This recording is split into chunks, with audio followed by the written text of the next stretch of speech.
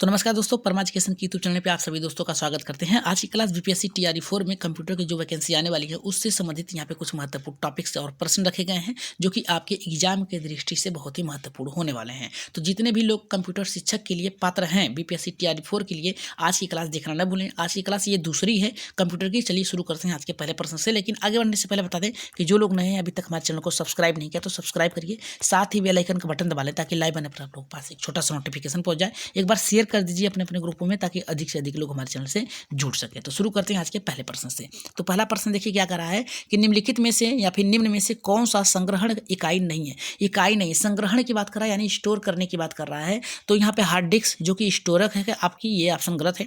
दूसरा करा है कॉम्पैक्ट डिस्क, ये भी स्टोर करता है, इस आधार पर ये भी आपका ऑप्शन गलत है। दूसरा करा है फ्लॉपी डिस्क, ये भी जो है एक प्रकार की स्टोरेज क्षमता रखने वाली एक सिस्टम है, ये भी आपका ऑप्शन गलत है। और दूसरा करा, चौथा करा हमारा मॉनिटर। मॉनिटर जो होता है एक क्या करता है, संचालन होता है। तो राइट आंसर जो जाएगा हमारे यहाँ पे चौथे के साथ जाएगा, क्योंकि मॉनिटर आपका संग्रहण इकाई नहीं है। आइए इसके बारे में कुछ महत्वपूर्ण बिंदु दिए गए हैं, उसको हम जान लेते हैं। कहा कि मॉनिटर एक आउटपुट डिवाइस है जो कि सॉफ्ट कॉपी प्रदर्शित करने में मदद करता है। मतलब क्या करता है, आप जो भी उसे इनपुट देते हैं वो क्या करता है, सॉफ्टवेयर तक पहुंचाता है। और यहाँ पे दूसरा हमारा करा है कि किसी दस्तावेज की प्रिंट बिना प्रिंट की गई कॉपी को सॉफ्ट कॉपी में बदल देता है, यानी हार्ड कॉपी में आप क्या कर सकते हैं, उसके द्वारा उसे निकलवा सकते हैं। दूसरा हमारा यहाँ पे करा है कि मॉनिटर कंप्यूटर का एक प्राथमिक आउटपुट डिवाइस है। पुराने मॉनिटर में कैथोड तकनीक का उपयोग किया जाता था, जबकि आधुनिक जो कंप्यूटर है मॉनिटर है उसमें जो है यहाँ पे थिन फिल्म ट्रांजेक्शन का प्रयोग किया जाता है। और यहाँ पे तीसरा चौथा करा है कि ब्लैक एंड वाइट मॉनिटर को माइक्रोस्कोप यहाँ पे करा है क्रोमैटिक मॉनिटर के रूप में भी जाना जाता था। नेक्स्ट प्रश्न अगर हमारा बनता है यहाँ पे, लेकिन उससे पहले थोड़ा सा टॉपिक्स और है। कह रहा हमारा कि यहाँ पे कॉम्पैक्ट डिस्क यानी सीडी एक ढाला हुआ प्लास्टिक डिस्क होता। पहले आप देखते थे जो सीडी होता थी उसे आप सीडी इस प्रकार से थी, इसमें लगाया जाता था और फिल्म देखते थे। इस प्रकार के कॉम्पैक्ट जो डिस्क थे आते थे। और यहाँ पे दूसरा हमारा करा है कि 1982 में इसके व्यावसायिक परिचय के बाद से ऑडियो सीडी ने उच्च निष्ठा रिकॉर्डिंग के लिए किए गए संगीत के लिए फोटोग्राफ डिस्क या रिकॉर्ड को लगभग पूरी तरह से बदल ही दिया। और नेक्स्ट करा है कि सीडी की संग्रहण क्षमता केवल लगभग यहाँ पे 700, याद रखिएगा 700 MB है, जो कि लगभग यहाँ पे 74 मिनट का होता है। नेक्स्ट टॉपिक्स हमारे यहाँ पे क्या कह रहा है, फ्लॉपी डिस्क के बारे में अगर बात करें तो फ्लॉपी डिस्क क्या करा कि ये फ्लॉपी डिस्क एक पोर्टेबल कंप्यूटर संग्रहण उपकरण है जो कि फ्लॉपी डिस्क का आविष्कार एलन शुगार्ट ने किया था। और वहीं पे नेक्स्ट हमारा कह रहा है कि एक सामान्य फ्लॉपी डिस्क का आकार लगभग कितना होता है, 3.5 इंच होता है। और यहाँ पे नेक्स्ट कह रहा है कि विकसित की गई पहली व्यावसायिक फ्लॉपी डिस्क 8 इंच की थी जो कि IBM द्वारा बनाई गई थी। नेक्स्ट कह रहा है कि 3.5 इंच यानी लगभग 3.5 inch floppy disk driver Sony द्वारा विकसित किया गया था। सोनी एक कंपनी, उसके द्वारा यहाँ पे क्या किया गया था, विकसित किया गया था। फ्लॉपी डिस्क ड्राइव में डाली जाती थी। और नेक्स्ट कह रहा है हमारा फ्लॉपी डिस्क शुरू में 8 इंच से लेकर 5 से 1/4 इंच यानी लगभग 5.5 इंच और 3.5 इंच के आकार में विकसित हुआ था। और नेक्स्ट हमारा कह रहा है कि एक समान फ्लॉपी डिस्क की संग्रहण क्षमता कितना होती थी, लगभग 1.44 MB होती थी। आज के जो आ रहे हैं लगभग 128 आ रहे हैं, 256 आ रहे हैं, याद रखिएगा इतने बड़े ये यहाँ पे आपके डिस्क आ रहे हैं। नेक्स्ट हमारे यहाँ पे प्रश्न बनता है कि कंप्यूटर मेमोरी, याद रखिएगा यहाँ पे करा है कंप्यूटर मेमोरी वह सामग्री है जो बिजली बंद होने पर भी अक्षम रहती है। तो यहाँ पे करा कि वो कौन से ऐसी डिवाइस है जो बिजली बंद हो जाने के पावर कट हो जाने के बाद भी वो अक्षम रहती है, चालू रहती है। तो पहला करा कि रैम, दूसरा करा है रोम, तीसरा करा है रैम और चौथा करा उपयुक्त में से कोई नहीं। तो इसका राइट आंसर किसके साथ जाएगा, तो इसका राइट आंसर जो जाएगा हमारे यहाँ पे दूसरे के साथ जाएगा, रोम के साथ जाएगा। याद रखिएगा किसके साथ जाएगा, रोम, जो कि सामग्री ऐसी है कि बिजली कट हो जाने के बाद भी इसमें जहाँ से आप कंप्यूटर बंद किए रहेंगे वहीं से ऑन होता है। तो राइट आंसर जाएगा हमारे यहाँ पे दूसरे के साथ जाएगा। आगे बढ़ते हैं, इसके कुछ टॉपिक से उसको देख लेते हैं। मुख्य बिंदु में देखिए क्या दिया है कि रोम की बात किया है कि यहाँ पे कह रहा है रीड ओनली मेमोरी। रोम का फुल फॉर्म होता है रीड ओनली मेमोरी, एक अच्छे प्रकार की कंप्यूटर मेमोरी है जिसका अर्थ है कि बिजली बंद होने पर भी इसकी सामग्री बरकरार रहती है, यानी जहाँ से आप ऑफ किए रहेंगे वहीं से ऑन होगा। नेक्स्ट हमारा कह रहा है कि इसका उपयोग कंप्यूटर के बुनियादी कार्यों के लिए आवश्यक, यहाँ पे कह रहा है कि फर्मवेयर या अस्थायी डाटा संग्रहित करने के लिए किया जाता है। और नेक्स्ट यहीं पे हमारा बनता है कि रोम पर लिखा गया डेटा निर्माण के दौरान प्रोग्राम किया जाता है, यानी आप कह सकते हैं जब भी आप प्रोग्रामिंग सीखते हैं उसके द्वारा किया जाता है। सामान्य परिस्थिति में इसे यहाँ पे संशोधित नहीं किया जा सकता। एक बार जो आपने इसे कमांड दे दिया वही कमांड को ये पूरा करेगा, उसमें बदलाव नहीं होगा। नेक्स्ट हमारा कह रहा है कि रोम के उपयोग के उदाहरणों में कंप्यूटर में यहाँ पे कह रहा है कि BIOS यानी बेसिक इनपुट आउटपुट सिस्टम, और यहाँ पे कह रहा है कि एम्बेडेड सिस्टम में फर्मवेयर शामिल होता है। और नेक्स्ट यहाँ पे अगर हम बात करें, नेक्स्ट बात करें यहाँ पे रैम की बात करें तो रैंडम एक्सेस मेमोरी होता है इसका फुल फॉर्म, ठीक है। और रैम के ये क्या होता है, अस्थिर मेमोरी है जो बिजली बंद होने पर अपनी सामग्री खो देती है। यानी क्या होता है, जो रैम होता है, जो जिसे भी आप कमांड देते हैं, अगर लाइट पावर कम कट जाती है तो क्या है कि ये दोबारा से वहीं से ऑन नहीं होगा, फिर से चालू हो जाएगा। इसके उपयोग में अस्थायी भंडारण और CPU द्वारा तेजी से पहुँचने के लिए किया जाता है। यानी इसके जो भंडारण क्षमता है इसको बढ़ाने के लिए, तेजी से कार्य करने के लिए CPU का प्रयोग करते हैं। अगर यही पे बात किया जाए हमारे यहाँ पे BIOS यानी यहाँ पे कह रहा है कि रोम में संग्रहित basic input output system computer को बूट करने के लिए हार्डवेयर घटकों को आरंभ करने के लिए आवश्यक होता है। यानी बंद है, इसको किया जाता है चालू करने के लिए, यहाँ पे क्या किया जाता है, चालू है, यहाँ पे हार्डवेयर घटकों का आरंभ किया जाता है। और नेक्स्ट हमारा कह रहा है अक्षय मेमोरी। अक्षय मेमोरी क्या होती है, यह उन मेमोरी प्रकारों के संबंधित होती है जो पावर न होने पर भी संग्रहित डेटा को बनाए रखते हैं, जैसे कि रोम, फ्लेक्स मेमोरी, और यहाँ पे कह रहा है कि EEPROM कह रहा है। तो यहाँ पे इस प्रकार से हमारा जो है रैम, यहाँ पे BIOS और यहाँ पे अच्छे मेमोरी होती हैं। नेक्स्ट प्रश्न पे आगे बढ़ते हैं अगर हम, तो नेक्स्ट प्रश्न हमारा देखिए क्या कह रहा है कि MS वर्ल्ड 2009 में डॉक्यूमेंट्री को सेव करने के लिए कीबोर्ड शॉर्टकट कौन सा था। तो पहला कह रहा है कि F9, F11, F10, यहाँ पे कह रहा है कि F12। तो राइट आंसर यहाँ पे किसके साथ जाएगा, तीसरे का। अगर देखिए MS वर्ल्ड 2019 में डॉक्यूमेंट्री सेव करने के लिए कीबोर्ड शॉर्टकट का प्रयोग किया जाता था, तो यहाँ पे F12 की बात किया जाता है, यहाँ पे F12 की बात किया जाता है। राइट आंसर जाएगा हमारे यहाँ पे चौथे के। आगे बढ़ते हैं, इसके बारे में कुछ जान लेते हैं, कौन कौन से शॉर्टकट की हैं उसके बारे में। पहला करा कि F12 MS वर्ल्ड 2012 में सेव एज डायलॉग बॉक्स खोलने के लिए इस्तेमाल किया जाने वाला एक कीबोर्ड शॉर्टकट था। और वहीं पे अगर बात किया जाता है सेव एज विकल्प का उपयोग करके यहाँ पे उपयोगकर्ता वर्तमान दस्तावेज को नए नाम से भी किसी अलग स्थान पर सहेज सकते थे।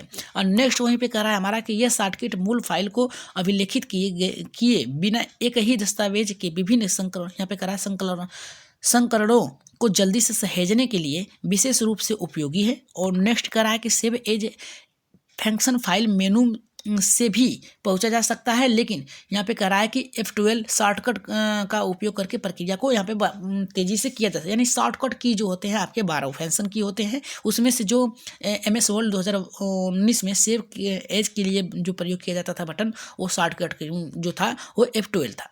नेक्स्ट प्रश्न पे आगे बढ़ते हैं हम।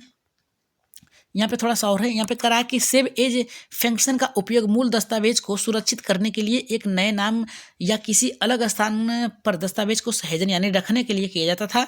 इसे फाइल मेनू के माध्यम से भी F12 के कीबोर्ड के शॉर्टकट का उपयोग करके पहुंचा जा सकता है। यानी फाइल मेनू से भी जाया जा सकता है और यहाँ पे F12 के माध्यम से भी जाया जा सकता है। नेक्स्ट प्रश्न पे अगर हम बात करते हैं, यहाँ पे चौथे प्रश्न पे, तो चौथा प्रश्न करा निम्नलिखित में से कौन सा चार्ल्स बेबेज द्वारा डिजाइन किया गया पहला कंप्यूटर, यहाँ पे यांत्रिक कंप्यूटर माना जाता है। तो पहला करा अबेकस, दूसरा करा एनिक, तीसरा करा यहाँ पे विश्लेषणात्मक इंजन और चौथा करा कि यूनिवेक। तो राइट आंसर यहाँ पे किसके साथ जाएगा, तो इसका देखिए राइट आंसर जाएगा यहाँ पे विश्लेषणात्मक इंजन के द्वारा जाएगा। आइए इसके बारे में थोड़ा सा जान लेते हैं कुछ। देखिए मुख्य बिंदु यहाँ पे है, मुख्य बिंदु के अंतर्गत ये करा कि विश्लेषणात्मक इंजन 1830 के दशक में चार्ल्स बेबेज द्वारा डिजाइन किया गया था। इससे पहले यांत्रिक कंप्यूटर माना जाता था, याद रखिएगा, इसे पहला जो यांत्रिक कंप्यूटर था इसे माना जाता था। ये आधुनिक कंप्यूटरों से अग्रदूत था, मतलब इससे पहले की जो थी सबसे पहले चार्ल्स बेबेज ने इसका आविष्कार किया था। अगर वहीं पे बात किया जाए, इंजन को छिद्रित कार्डों का उपयोग करके प्रोग्राम करने का इरादा था। नेक्स्ट करा, हालांकि इसे कभी पूरा नहीं किया गया था, लेकिन इसके डिजाइन अवधारणाओं ने भविष्य के कंप्यूटेशनल उपकरणों के आधार पर तैयार किया गया था। नेक्स्ट बिंदु पे अगर हम बात करते हैं, यहाँ पे अबेकस के बारे में। तो अबेकस क्या है? तो अबेकस एक प्राचीन गणना उपकरण है जो कि चीन की भाषा है, याद रखिएगा, चीन से लिया गया है, जिसकी शुरुआत लगभग 2700 से 2300 ईसा पूर्व में हुई थी। इसका उपयोग जोड़, घटाना, गुणा, भाग जैसे बुनियादी अंकगणित गणनाओं के लिए किया जाता था। और नेक्स्ट करा कि इस उपकरण के लिए एक लकड़ी का फ्रेम मोती होते थे, जिन्हें यहाँ पे छड़ों के स्थान पर स्थानांतरित किया जा सकता था। और नेक्स्ट करा, हालांकि यह एक कंप्यूटर नहीं है, लेकिन यह गणना करने में सहायता के लिए उपयोग किए जाने वाला सबसे शुरुआती उपकरण माना जाता है। नेक्स्ट प्रश्न पे अगर हम बात करें यहाँ पे डीएमए के बारे में, तो डीएम होता क्या है इसके बारे में भी जान लेंगे। डीएम स्थानांतरण शुरू होने के बाद सीपीयू का क्या कार्य होता है? तो पहला करा है कि यह स्थानांतरित किए गए प्रत्येक बाइट का सक्रिय रूप से प्रबंधन करता है। दूसरा करा है डीएम स्थानांतरण पूर्ण होने तक इसे निष्क्रिय करना होगा। और तीसरा करा है कि डीएम नियंत्रित द्वारा स्थानांतरण को संभाले जाने के दौरान अन्य कार्य करने के लिए स्वतंत्र है। और यहाँ पे चौथा करा कि यह संपूर्ण डेटा स्थानांतरण को संभालता है। तो राइट आंसर यहाँ पे पांचवें का किसके साथ जाएगा? अगर पांचवें की बात किया जाए तो इसका राइट आंसर जाएगा हमारा यहाँ पे तीसरे के साथ जाएगा। डीएम नियंत्रण द्वारा स्थानांतरण को संभाले जाने के दौरान ये अन्य कार्य करने के लिए स्वतंत्र होता है। तो आगे बढ़ते हैं, इसके कुछ महत्वपूर्ण टॉपिक्स हैं उसके बारे में जान लेते हैं। देखिए ये टॉपिक्स क्या कर रहा है हमारा, करा कि डीएम के डायरेक्ट मेमोरी एक्सेस स्थानांतरण के दौरान कर सकते हैं कि सीपीयू संचालन करने के लिए स्वतंत्र है, क्योंकि डीएम के नियंत्रण डेटा स्थानांतरण का प्रबंध करता है। और नेक्स्ट करा है कि डीएम उपकरण को सीपीयू के हस्तक्षेप के बिना मेमोरी से डेटा स्थानांतरित करने की अनुमति देता है, जिससे सिस्टम की दक्षता को सुधार होता है। और नेक्स्ट करा है कि डीएमए स्थानांतरण के दौरान सीपीयू डेटा स्थानांतरण प्रक्रिया में शामिल नहीं होता है, जिससे इसका कार्यभार कम हो जाता है और मल्टी स्क्रीनिंग की अनुमति मिलती है। और नेक्स्ट कह रहा है हमारे यहाँ पे मल्टी स्क्रीनिंग के मतलब यह है कि कई टैब आप एक साथ खोल सकते हैं। और यहाँ पे कह रहा है कि यह तंत्र वास्तविक समय के कंप्यूटर वातावरण के विशेष रूप से उपयोगी है, जहाँ सीपीयू को एक साथ कई कार्यों के लिए संभालने की आवश्यकता होती है। नेक्स्ट हमारे यहाँ पे क्या कह रहा है, देखिए प्रश्न छठा प्रश्न करा है कि इंटरनेट से यूजर कंप्यूटर में फाइल ट्रांसफर करने की प्रक्रिया क्या कहलाती है? डाउनलोडिंग कहलाती है, अपलोडिंग कहलाती है, यहाँ पे एफटीपी कहलाती है, यहाँ पे करा है जेपीजी। जेपीजी एक फाइल है, याद रखिएगा, फाइल है जिसमें किसी भी हम छोटे बड़े का फोटो हो गया, इमेज हो गया, टेक्स्ट होगा, वो हम क्या कर सकते हैं, टेक्सेस को या फिर इमेज को हम स्टोर करते हैं। एफटीपी क्या होती है? ये भी एक फाइल है। लेकिन अपलोडिंग क्या होती है कि ये चीज़ आप वेब पे अपलोड करते हैं। लेकिन डाउनलोडिंग के माध्यम से आप किसी चीज़ को, फाइल को अपने यहाँ स्टोरेज करते हैं। तो राइट आंसर जो जाएगा हमारे यहाँ पे किसके साथ जाएगा? यहाँ पे पहले के साथ जाएगा। जितने लोगों का पहला एकदम करेक्ट होगा। आइए इसके बारे में थोड़ा सा जान लेते हैं। ये करा है डाउनलोडिंग, एक वेब सर्वर है, इंटरनेट से उपयोगकर्ता कंप्यूटर पर फाइल ट्रांसफर करने की एक प्रक्रिया है। इस प्रक्रिया में उपयोगकर्ता के कंप्यूटर में मेमोरी की आवश्यकता होती है। केवल उपयोगकर्ता इस फाइल तक पहुंच सकता है, यानी जो चलाएगा उसी के द्वारा ही यहाँ तक पहुंचा जा सकता है। जैसे आपने कोई मूवी डाउनलोड करने के लिए बात की, तो मूवी डाउनलोड करने के लिए आप मूवी फाइल तक पहुँचेंगे। यहाँ पे देखिए क्या करा है हमारा, यहाँ पे करा विभिन्न फाइल फॉर्मेट का उपयोग किया जाता है, जिन्हें कंप्यूटर फाइल यहाँ पे करा कि एक्सटेंशन के रूप में जाना जाता है। जैसे में एपीके यानी आपका क्या है, एंड्रॉयड पैकेज फाइल है। जैसे क्या होता है, कोई एप्लीकेशन होता है, एप्लीकेशन। और यहाँ पे जीआईएफ एक इमेज होता है जिससे आप क्या चलचित्र बनाते हैं, ठीक है। ग्राफिक इंटेंचेंज फॉर्मेट होता है। और यहाँ पे पीएनजी की बात कर रहा है। पीएनजी का मतलब होता है कोई फॉर्मेट होता है जो आप केवल उसी फाइल में खोल सकते हैं, पोर्टल नेटवर्क ग्राफिक में ही। लेकिन जेपीजी इमेज जो होता है, ये क्या होता है, किसी फाइल को आप इमेज में कन्वर्ट करके उसे बार बार कहीं भी खोल सकते हैं। तो ये होता है इसका स्वरूप। आगे बढ़ते हैं यहाँ पे सातवें प्रश्न पे। सातवां प्रश्न देखिए हमारा यहाँ पे क्या कर रहा है। सातवां प्रश्न कराएंगे कोबोल, ठीक है। कोबोल का पूर्ण रूप क्या है? तो पहला करा है कॉमन बेसिक ऑपरेटिंग लैंग्वेज है। दूसरा करा है हमारा यहाँ पे कंप्यूटर बेसिक यहाँ पे ओरिएंटेज लैंग्वेज है। और यहाँ पे तीसरा करा है कंप्यूटर बेस्ड ऑपरेटिंग लैंग्वेज है। और चौथा करा है कॉमन बेस यहाँ पे बिजनेस ओरिएंटेड लैंग्वेज है। तो सातवें का राइट आंसर यहाँ पे किसके साथ जाएगा, ठीक है। तो इसका राइट आंसर जो जाएगा हमारे यहाँ पे चौथे के साथ जाएगा। याद रखिएगा किसके साथ जाएगा, चौथे के साथ जाएगा। यहाँ पे कॉमन बिजनेस ओरिएंटेड लैंग्वेज होगा। आइए इसके बारे में थोड़ा सा जान लेते हैं कि ये होता क्या है। देखिए कोबोल का जो पूर्ण रूप होता है कॉमन बिजनेस ओरिएंटेड लैंग्वेज होता है। इसे पहली बार 1960 में यहाँ पे कोडसेल सीमित डेटा सिस्टम भाषा का सम्मेलन द्वारा विकसित किया गया था। और इसे ये कह रहा है कि यह मुख्य रूप से व्यवसाय उन्मुख अनुप्रयोगों में उपयोग किए जाने के लिए डिजाइन किया गया था। मतलब ये जो कोबोल होता है इसे व्यावसायिक रूप में कार्य करने के लिए प्रयोग किया जाता है। नेक्स्ट जो हमारा यहाँ पे बनता है कुछ महत्वपूर्ण यहाँ पे संक्षिप्त कार है, देख लीजिए। यहाँ पे कह रहा है कि ASCII जो है इसका पूर्ण रूप क्या है, American stand code for emergency यहाँ पे इंफॉर्मेशन इंटेलिजेंस है। और यहाँ पे कह रहा है कि BIOS जो है बेसिक इनपुट आउटपुट सिस्टम होता है।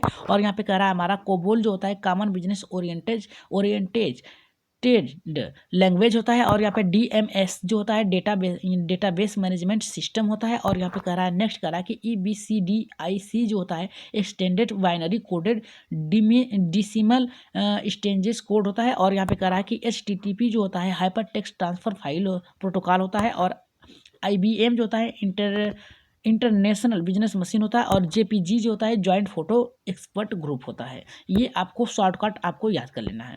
नेक्स्ट जो हमारा यहाँ पे 8वां प्रश्न बना है, यहाँ पे करा निम्नलिखित में से कौन सी चौथी पीढ़ी जनरेशन की भाषाओं में श्रेणी से संबंधित है। पहला करा है मशीनी लैंग्वेज, दूसरा करा कि हाई लेवल लैंग्वेज, तीसरा करा है कि असेंबली लैंग्वेज, और चौथा करा है कि क्वेरी लैंग्वेज। तो राइट आंसर यहाँ पे क्या होगा 8वें का। तो 8वें की अगर बात करें तो ये क्वेरी, याद रखिएगा क्वेरी लैंग्वेज के साथ जाएगा, क्योंकि ये इकट्ठा करता है, जो भी आप कहेंगे वही भाषा समझ लेता है, AI पर निर्भर हो जाता है। कंप्यूटर की विभिन्न पीढ़ियों और उनके संचालक, अगर हम बात करें यहाँ पे पहली पीढ़ी जो वैक्यूम ट्यूब थी, इसकी मशीनी भाषा क्या थी, इसकी जो भाषा थी मशीनी भाषा थी। दूसरी जो थी इसमें प्रयोग किए जाने वाले ट्रांजिस्टर थी, इसकी जो भाषा थी असेंबली भाषा थी। अगर वहीं पे तीसरी जो पीढ़ी की जो हाइपरवेयर थे वो एकीकृत चिप लगे होते थे, उसमें क्या होती थी उच्च स्तर भाषा। और यहाँ पे फोर्ट्रान एल्गोन कार्बोन यानी C++ थी और C थी। और चौथी पीढ़ी की अगर बेहद स्तरीय एकीकृत जो थी, इसमें कौन सी भाषा थी, तो ये बहुत ही उच्च स्तर की भाषा को क्वेरी लैंग्वेज अर्थात SQL, ये यहाँ पे करा कि यूनिक सेल ओरेन की बात करता था। लेकिन 5वीं पीढ़ी के जो कंप्यूटर है उसमें जो प्रयोग किया जाता है अति बृहद स्तरीय एकीकृत यहाँ पे तकनीक का प्रयोग किया जाता है, जो कि कृत्रिम यानी AI पर निर्भर हो जाता है।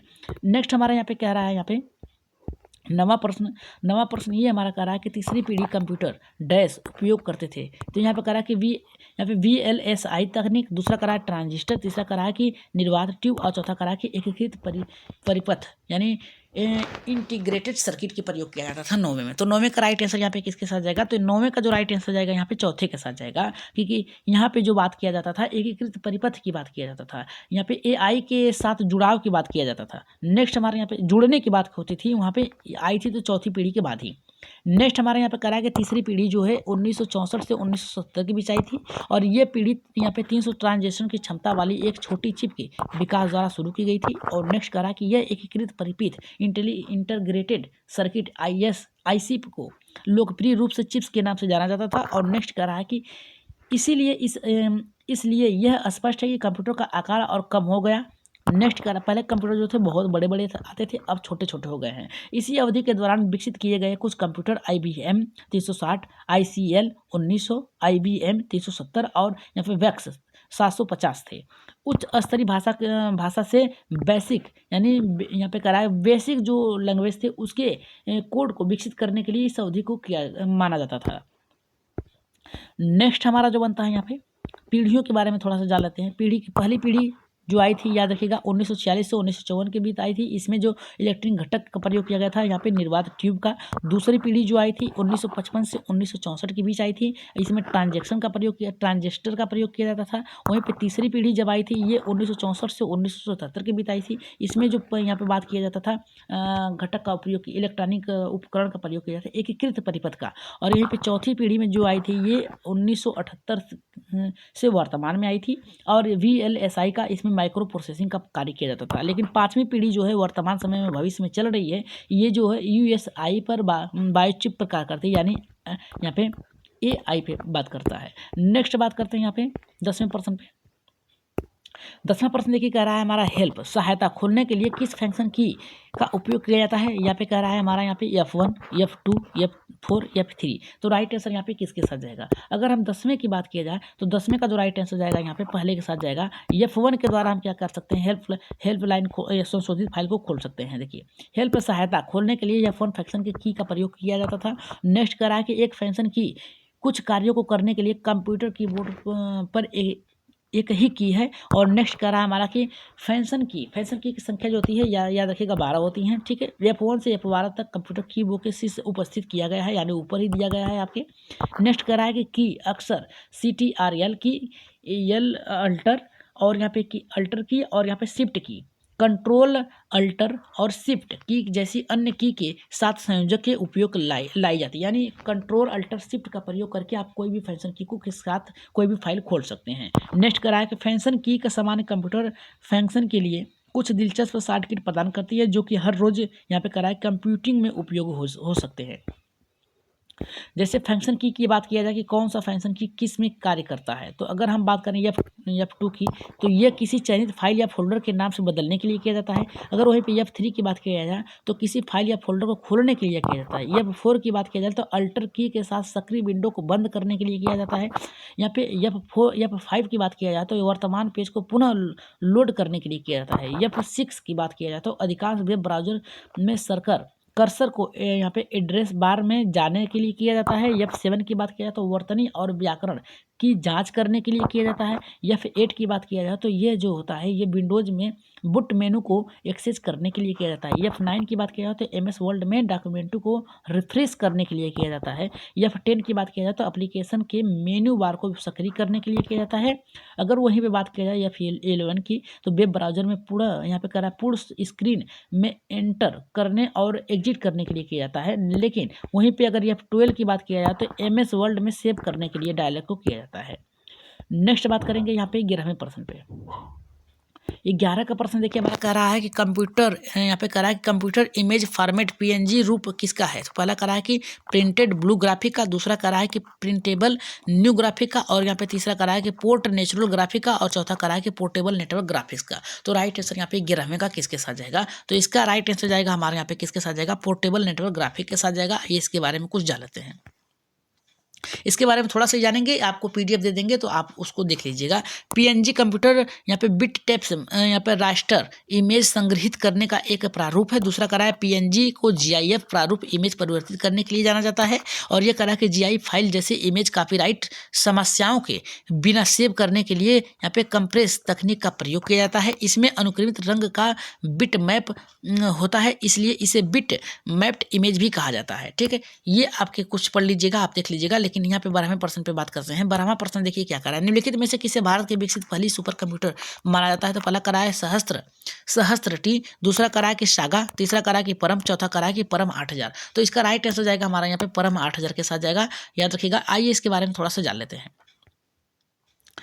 अगर परम 8000 के बारे में बात किया तो भारत में विकसित पहला सुपर कंप्यूटर माना जाता है और इसे पुणे की सीडेक्स द्वारा विकसित किया गया है। और ये कह रहा है कि परम सुपर कंप्यूटर विजय पी पाटकर के नेतृत्व में विकसित किया गया था। और वहीं पे बात किया जाए भारत द्वारा विकसित कंप्यूटर सुपर कंप्यूटर एका परम कबरू ब्लू जीन है। याद रखिएगा भारत में कितने सुपर कंप्यूटर है, तो याद रखिएगा पहला परम है, दूसरा कबरू है, तीसरा है ब्लू जीन है जो यहाँ पे प्रत्यूष भारत के सबसे तेज कंप्यूटर में से एक है। अगर यहाँ पे सागा की बात किया जाए तो याद रखिएगा सागा जो कंप्यूटर है ये 202 इसरो द्वारा यहाँ पे 2011 में विकसित किया गया था। परम है ये युवा भारत निर्मित कंप्यूटर है, सुपर कंप्यूटर जो यहाँ पे प्रतिष्ठित परम श्रृंखला के लिए तेजी से कार्य करती है। अगर वहीं पे बात किया जाए 13वें प्रश्न पे, तो 13वां का देखिए प्रश्न क्या करा है, MS वर्ल्ड में यहाँ पे न्यू ब्लैंक डॉक्यूमेंट खोलने के लिए शॉर्टकट की कौन सा है। तो पहला करा है Ctrl+V, दूसरा करा है Ctrl+N, तीसरा करा है Ctrl+D, चौथा करा है कि Ctrl+M। तो राइट आंसर यहाँ पे किसके साथ जाएगा, पहले के साथ जाएगा, दूसरे के साथ जाएगा, तीसरे के या फिर चौथे के। तो 13वें का राइट आंसर यहाँ पे किसके साथ जाएगा, तो 13वें का जो राइट आंसर यहाँ पे जाएगा दूसरे के साथ जाएगा, Ctrl+N के साथ जाएगा। याद रखिएगा Ctrl+N के साथ जाएगा। आगे बढ़ते हैं, इसके बारे में कुछ थोड़ा सा जान लेते हैं। शॉर्टकट की है जो कि आपको जानना बहुत जरूरी है। Ctrl+M से क्या होता है, Ctrl+M से पैराग्राफ को यहाँ पे इंटेट किया जाता है। Ctrl+V से यहाँ पे हाईलाइट चयनित बोल्ड कीजिए। और यहाँ पे कह रहा है कि Ctrl+D से फॉर्मेट विकल्प को, और Ctrl+F से Alt+F से वर्तमान प्रोग्राम में फाइल मेनू विकल्प को चुनने के लिए किया जाता है। Alt+E से वर्तमान प्रोग्राम में संपादित एडिटिंग किया जाता है। और यहाँ पे F1 से सार्वभौमिक सहायता किसी प्रकार के प्रोग्राम के लिए किया जाता है। और Ctrl+A से सभी टेक्स्ट का चयन किया जाता है। Ctrl+X से चयनित आइटम को कट करने के लिए किया जाता है। और Ctrl+Del से याद रखिएगा चयनित आइटम को कट करना है। और आगे बढ़ते हैं, यहाँ पे आज की क्लास का लास्ट प्रश्न है जिसका उत्तर आप लोगों को कमेंट बॉक्स में देना है। ट्रांजिस्टर आधारित कंप्यूटर सिस्टम डैश पीढ़ी के कंप्यूटरों में से विकसित किया गया था। तो ये पहली पीढ़ी में, दूसरी पीढ़ी में, तीसरी पीढ़ी में या फिर चौथी। इसका राइट आंसर आप लोग कहाँ देंगे, कमेंट बॉक्स में देंगे। याद रखिएगा कमेंट बॉक्स में इसका उत्तर दीजिएगा आप लोग सभी लोग। और आज की क्लास कैसी लगी एक बार कमेंट बॉक्स में राय सुझाव मत जरूर दीजिएगा कि आपकी क्लास अगली किस पे चला चलाई जाए, आपकी इमेज के साथ चलाई जाए या फिर ऐसे ही पर्सनल चलाई जाए।